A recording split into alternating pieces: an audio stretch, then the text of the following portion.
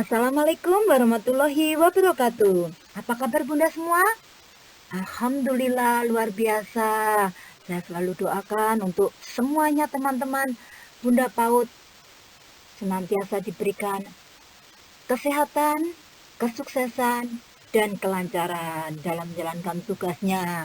Dan seperti janji saya kemarin ketika saya post tentang bagaimana kita menyusun kurikulum di masa pandemi, terutama untuk persiapan pembelajaran tatap muka terbatas, kali ini saya akan sharingkan tentang penilaian PAUD di masa pandemi, dari mulai bagaimana kita mencatat, mendokumentasikan, mengelola, dan akhirnya melaporkan hasil penilaian PAUD ke orang tua wali murid. Oke Bunda semuanya, semangat! Baik Bunda semua, sebelumnya kita harus paham dulu dari pengertian penilaian di PAUD. Nah, penilaian itu adalah proses pengumpulan dan pengolahan informasi untuk kemudian kita tentukan tingkat pencapaian perkembangan anak dan pengambilan keputusan, pengakuan atau ketetapan tentang kondisi dari kemampuan anak tersebut. Pengumpulan dan pengolahan informasi dilakukan dengan menggunakan berbagai metode dan instrumen yang relevan. Yang kita tahu dalam teknik penilaian PAUD ada 3 yang saat ini kita pakai di kurikulum 2013, yaitu kita bisa pakai anekdot, checklist, dan hasil karya. Contoh penilaian adalah dengan mendeskripsikan kemampuan anak dalam melakukan tugas tertentu, seperti kita sudah fokuskan ya Bunda, menyebutkan warna, atau mungkin membedakan bentuk, menyebutkan ciri-ciri benda, tumbuhan, dan ciri-ciri lainnya. Jadi ketika kita menyampaikan penilaian, kita sudah fokus, sudah kita spesialkan, yaitu tentang apa yang akan kita nilai. Lalu bagaimana dengan penilaian dalam kondisi khusus? Apa maksudnya? Maksudnya adalah penilaian dalam masa pandemi saat ini. Penilaian perkembangan anak pada kondisi khusus atau dinamika khusus secara definisi sama dengan saat kondisi reguler. Jadi hampir sama yang kita pakai yaitu kemarin ya, atau tadi yang sudah saya sampaikan dengan checklist, anekdot, dan hasil karya.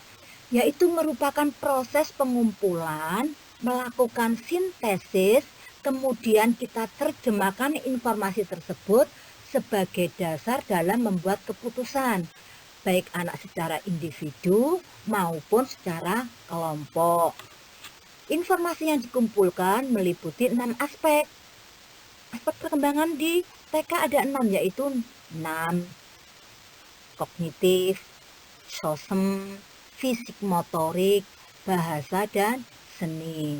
Nah, dalam kegiatan pembelajaran, penilaian untuk anak usia dini dalam kondisi apapun, termasuk dalam kondisi dan dinamika khusus, semuanya bertujuan untuk memperoleh gambaran yang utuh tentang perkembangan anak dalam kurun waktu tertentu. 1 minggu, 1 bulan, semester, atau 1 tahun.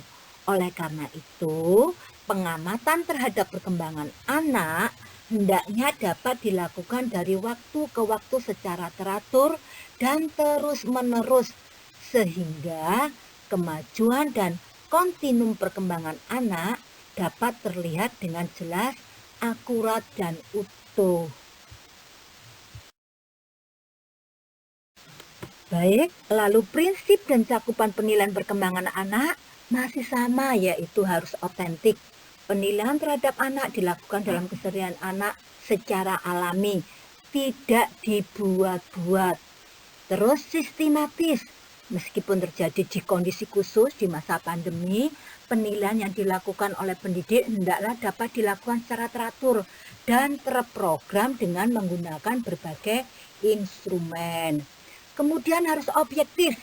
Penilaian didasarkan pada prosedur dan kriteria yang jelas, serta menggambarkan data atau informasi yang sesungguhnya dan tidak dipengaruhi subjektivitas. Berkesinambungan, Penilaian dilakukan terus-menerus dan berkesinambungan dalam kurun waktu yang ditentukan dan direncanakan. Kemudian mendidik, proses dan hasil penilaian dapat dijadikan dasar untuk mengembangkan dan membina anak agar dapat berkembang secara lebih positif dan optimal. Jadi, Bunda harus hati-hati ketika mengadakan penilaian ya. Jangan sampai membuat siswa atau anak didik kita menjadi down. Kemudian menyeluruh, penilaian mencakup semua aspek perkembangan yang ada di diri anak, yaitu 6 aspek perkembangan. Kemudian yang terakhir adalah bermakna. Hasil penilaian memberikan informasi yang bermanfaat bagi anak, orang tua, pendidik, dan pihak lain yang membutuhkan. Tahapannya bagaimana?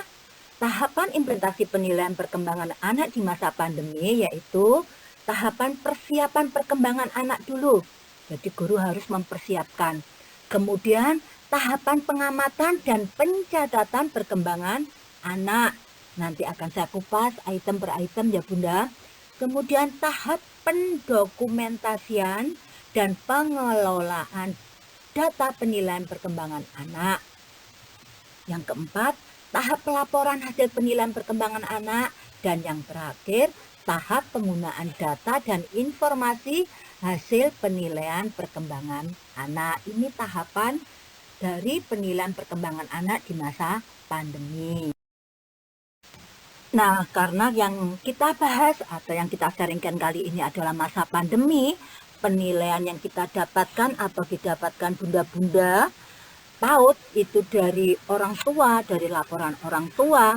Di sini pelaksanaan pengamatan dan pencatatan atau perekaman itu ada 2 tahap, yaitu tahap yang dilalui orang tua dan tahap yang harus dilalui oleh guru.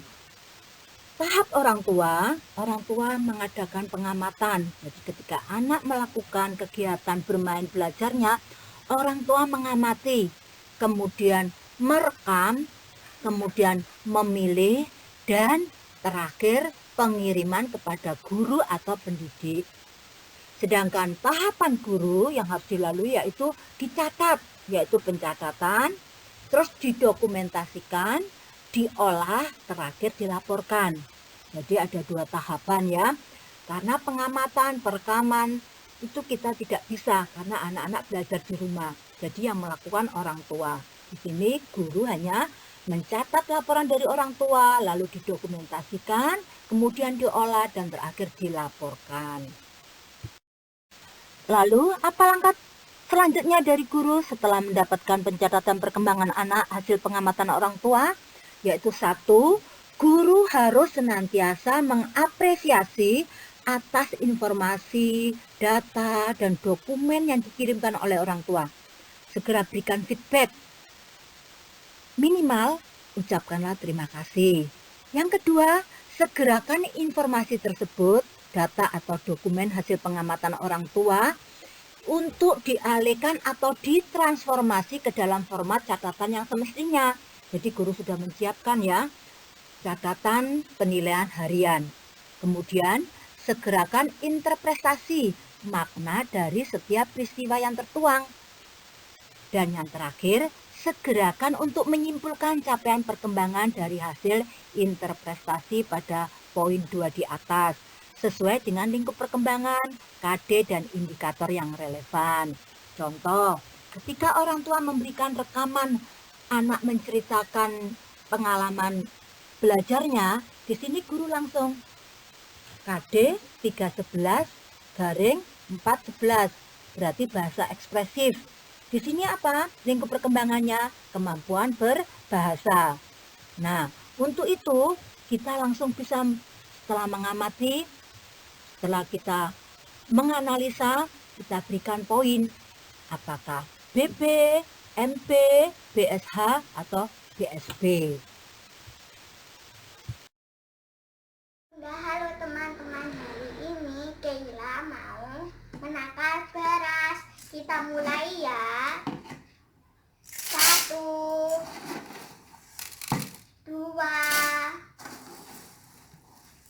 3, 4,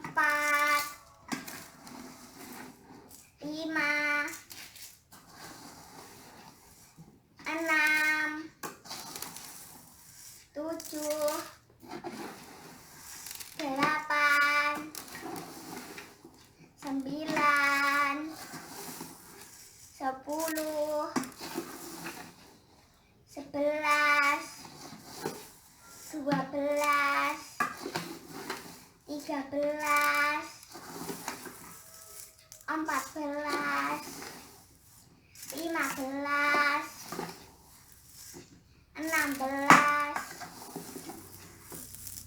17, 18, 19, 20, 21, 20, Wah. 22, 23, 24, 25, 26. Udah dulu ya, dadah. Baik, itu tadi contoh ketika kita mendapat rekaman dari orang tua. Nama anak Kaila, tempatnya dia melakukan di rumah. Mungkin bisa lebih spesifik ya, mungkin di ruang tamu, di dapur, atau di ruang makan.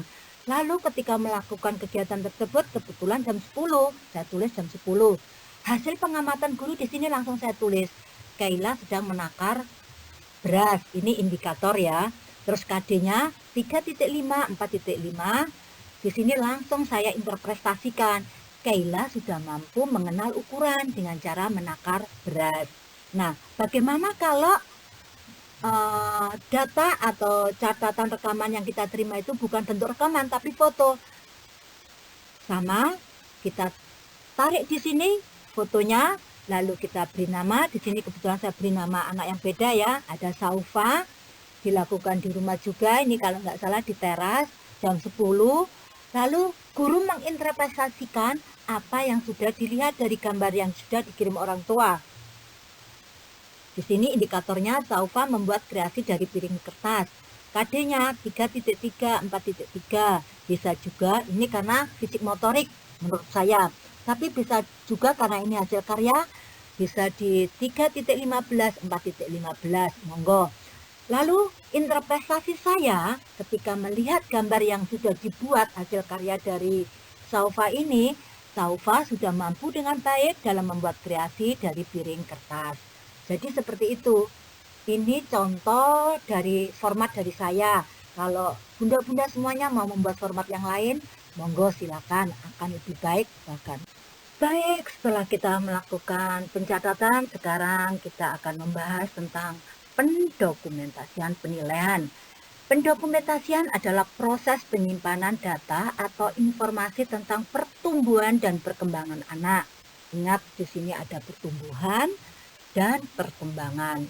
Data atau informasi tersebut dapat berupa identitas anak dan keluarganya, profil anak ya, mulai dari hasil karyanya yang dia peroleh, terus riwayat kesehatan anak, catatan pertumbuhan anak, misalnya berat badan, tinggi badan, lingkar kepala, dan sebagainya, baik dalam bentuk video, foto, atau catatan, atau lainnya. Nah, seluruh berkas tentang anak kemudian didokumentasikan dalam bentuk portofolio dan dikumpulkan dalam satu wadah. Jadi kita tidak mecer-mecer ya Bunda kalau bahasa Jawanya, jadi kita kumpulkan dalam satu wadah yang apa ya, kalau bahasa Jawa itu primpen yang apa ya, yang pas lah. Nah, wadah yang tepat itu tadi namanya portofolio. Portofolio merupakan kumpulan pengalaman belajar melalui bermain, baik yang berupa sikap, pengetahuan, dan keterampilan. Di dalam portofolio tersebut terdapat informasi yang lengkap tentang anak yang dapat memperlihatkan aktivitas, minat, hasil usaha, baik dalam berbagai aspek perkembangan. Jadi mulai dari, kan ada 6 ya Bunda ya, ada 6, ada fisik motorik, kognitif, bahasa, sosum, dan seninya. Semua terkumpul jadi satu wadah yang dinamakan portofolio. Sekarang di masa pandemi banyak teman-teman yang bertanya, Bun, ini kan masa pandemi, banyak orang tua wali murid yang mengirimkan berupa rekaman, kan nggak bisa kita cetak, nggak bisa kita jadikan sebagai tanda bukti.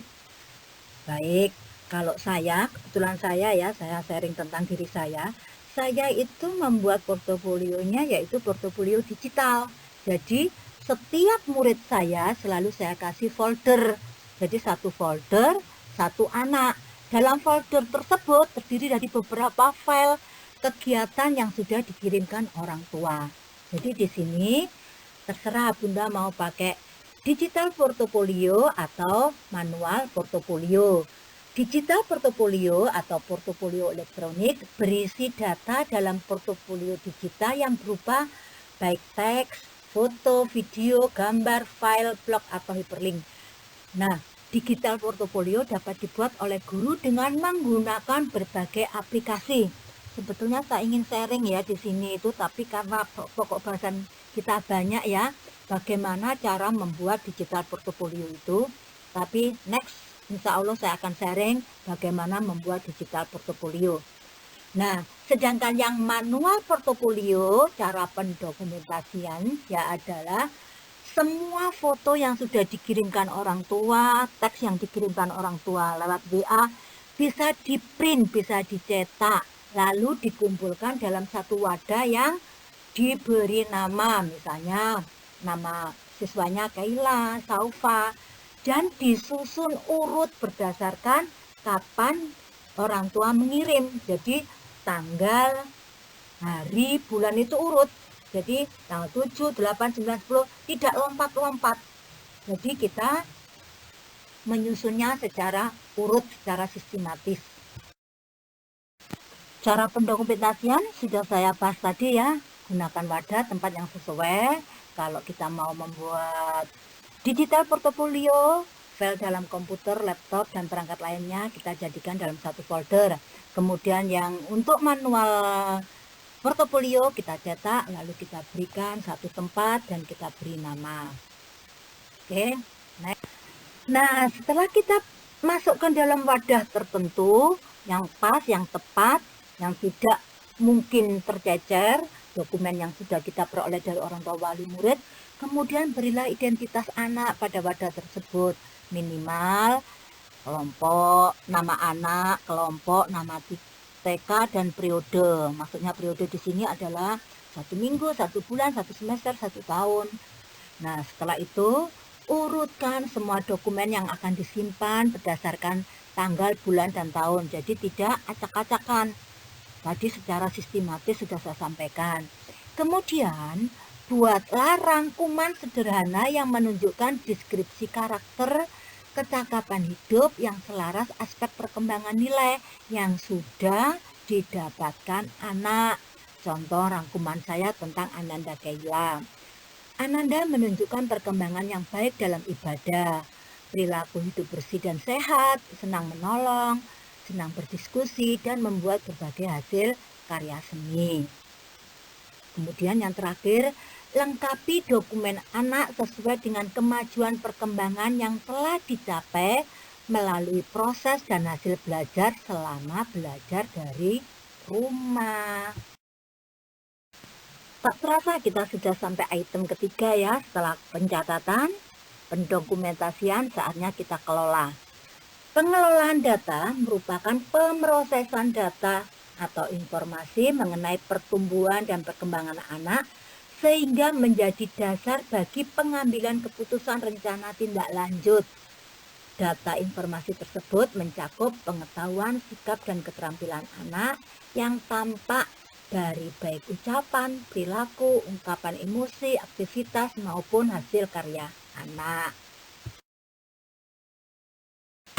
Dalam mengelola nilai, ada rambu-rambunya ya Bunda, yaitu sesuai dengan usia dan tahap perkembangan anak, sesuai dengan indikator perkembangan anak berdasarkan usia, berdasarkan 4 skala mulai dari BB, MP, BSH, dan BSB. Kemudian berdasarkan data atau fakta yang sesungguhnya, otentik, objektif, jadi tidak subjektif dan tidak mengada-ada.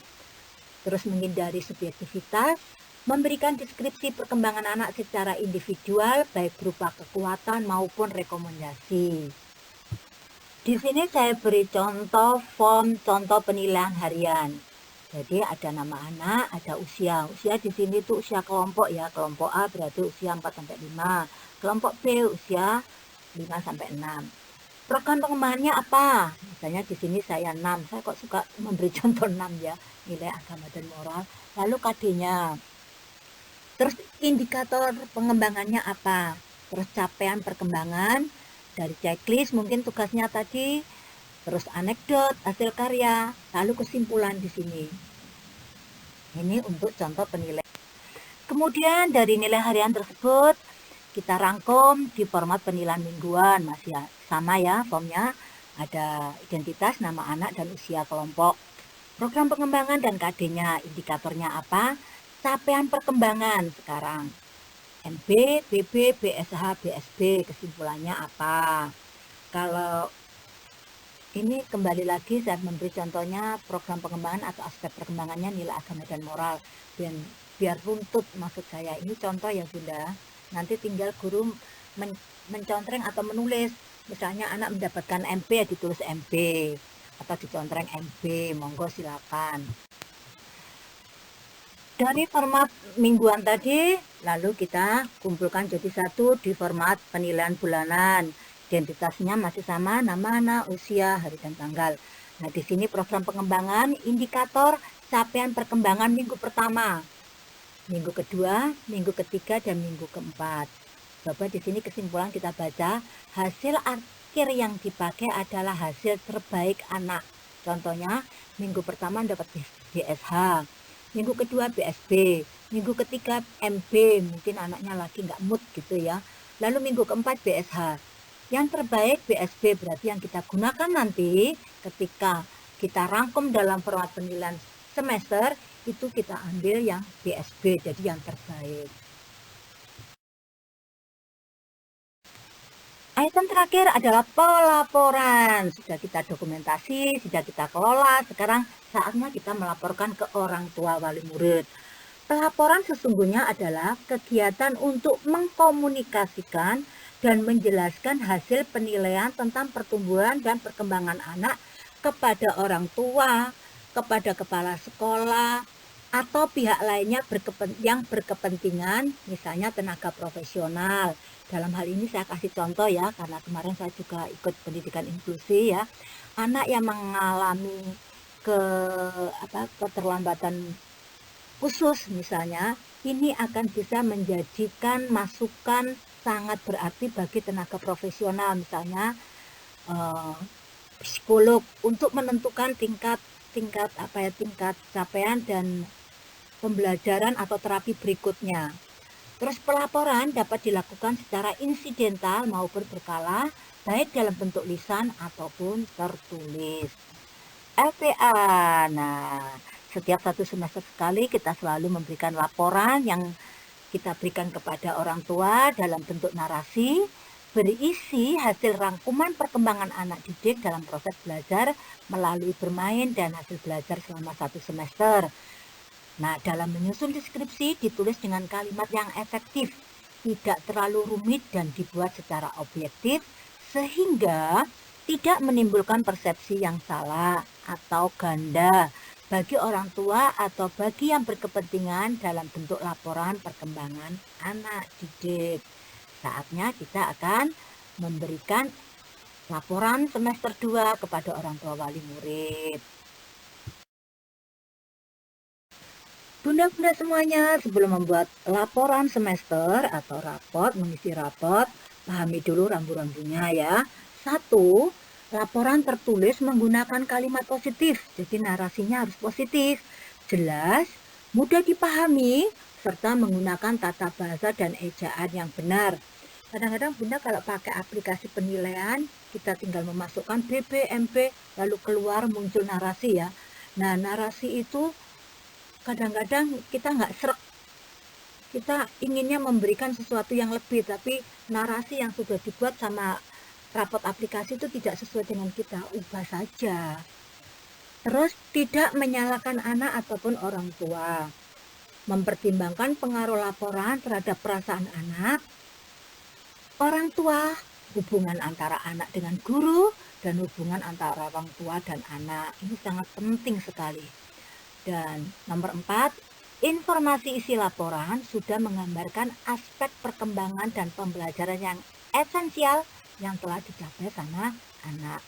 Dan menggambarkan perilaku khusus, seandainya anak punya perilaku khusus ya, dan contoh konkret, yaitu bukti fisik, tidak hoak. Lalu fokuskan pada kemajuan anak daripada kelemahan atau kekurangan anak. Ini maksudnya apa? Maksudnya memotivasi anak dan orang tua.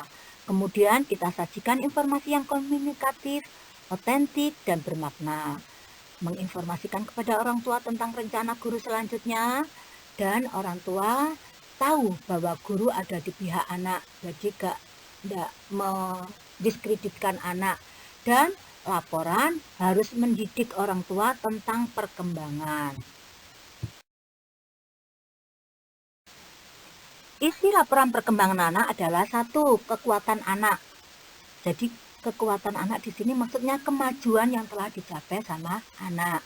Kekuatan anak merupakan uraian atau deskripsi indikator perkembangan yang capaiannya adalah BSH atau BSB. Berkembang sesuai harapan dan berkembang sangat baik. Sedangkan rekomendasi itu kita berikan kepada orang tua apabila anak mendapatkan skala belum berkembang atau mulai berkembang. Jadi, rekomendasi berisi saran atau anjuran kepada orang tua agar melakukan stimulasi kepada anak sehingga dapat mencapai pertumbuhan dan perkembangan yang optimal. Rekomendasi disusun untuk mengoptimalkan capaian perkembangan yang diperoleh anak selama ini.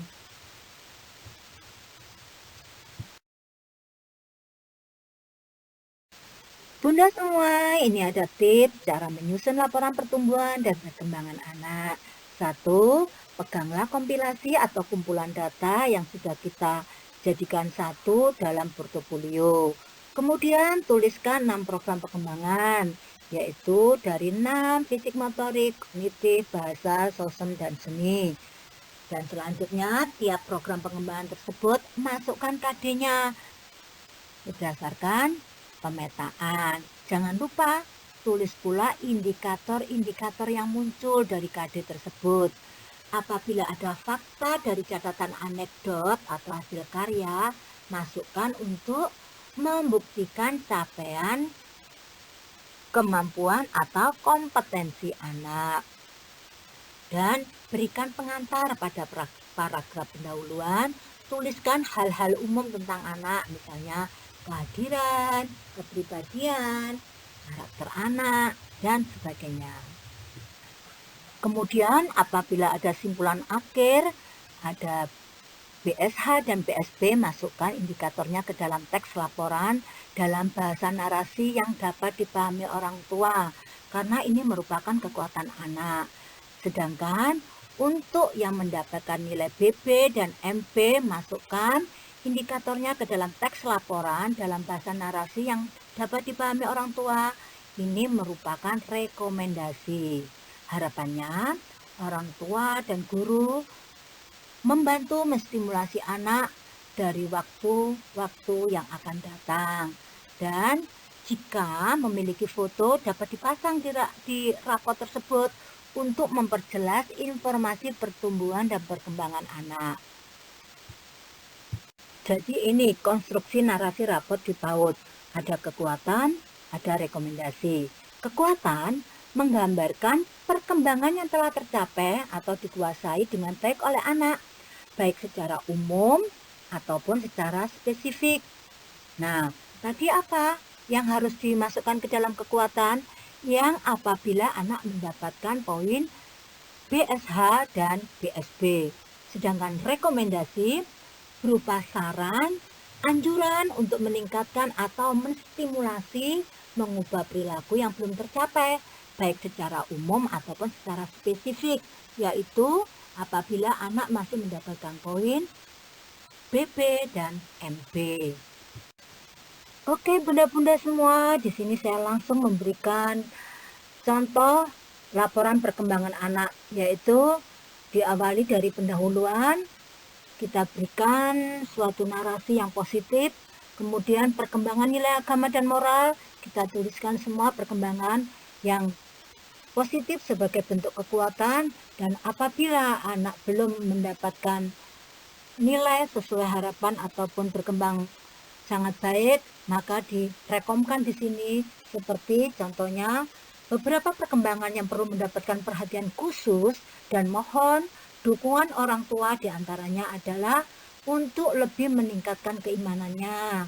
Kita berikan solusinya, sebaiknya di rumah dibiasakan untuk sholat berjamaah agar Anda lebih disiplin dan mohon mengajak sholat tepat pada waktunya. Ini contoh ya Bunda ya, jadi kekuatannya kita up dulu, baru apabila kita melihat bahwa ada kelemahannya, kita tuliskan, sekalian juga kita berikan solusinya.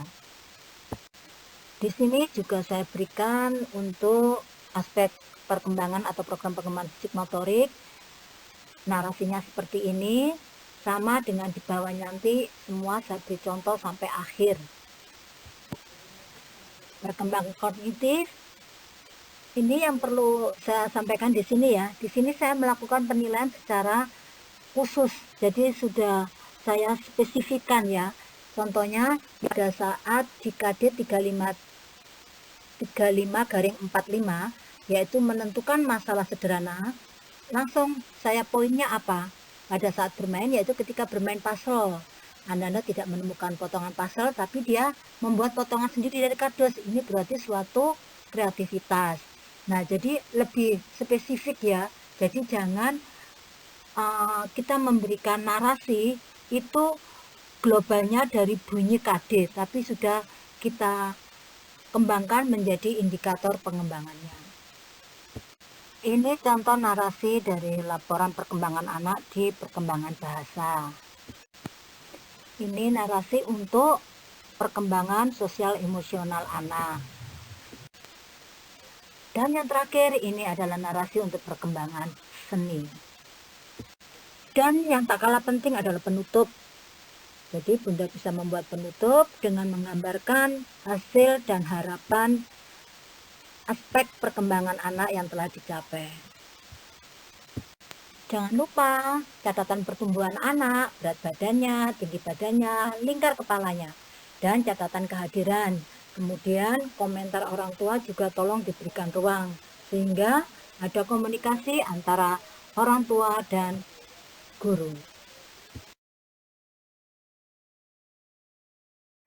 Oke Bunda semua, itu tadi tentang penilaian di masa pandemi. Mulai dari bagaimana kita mulai mencatat, lalu mendokumentasikan, mengelola, dan melaporkan.